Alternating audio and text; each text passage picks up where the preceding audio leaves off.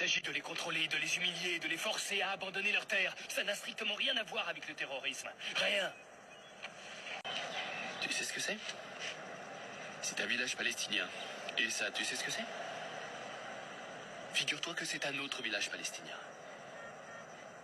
Celui-ci est après le checkpoint, celui-là est avant le checkpoint. Point ne servent qu'à une chose, rendre la vie des Palestiniens impossible pour qu'ils se lassent et finissent par s'en aller. Il s'agit... Mais le juif n'a même pas de terre à lui. Ils ont Israël. Ce sont pas des juifs. Comment ça, bien sûr que si. Israël est un état religieux. Leur vie est basée sur une tradition séculaire. Ils n'ont plus besoin du judaïsme parce qu'ils ont leur terre, alors que le véritable juif est un vagabond.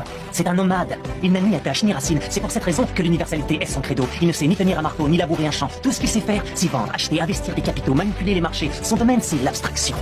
Il s'empare de la vie des gens, qui est enracinée dans la terre et la dénature en une vague culture cosmopolite, basée sur les livres, sur les nombres et sur les idées. Enfin, tu vois, c'est ça sa force. Prends les grands penseurs juifs contemporains.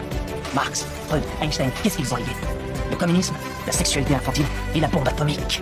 3 petits siècles de rien du tout ont suffi à ce peuple pour se propager depuis leur ghetto en Europe et nous déposséder d'un monde d'ordre de raison. Tout ça pour nous projeter au sein du chaos de la guerre des classes, des pulsions irrationnelles et de la relativité. Au sein d'un univers où les concepts mêmes de matière et de réalité sont remis en cause. Pourquoi? Parce que c'est la prédisposition primordiale de l'âme juive de démêler les chevaux même de la vie afin qu'il n'en subsiste qu'un fil. Leur finalité en ce monde, c'est le néant. Ils tendent vers un néant sans fin.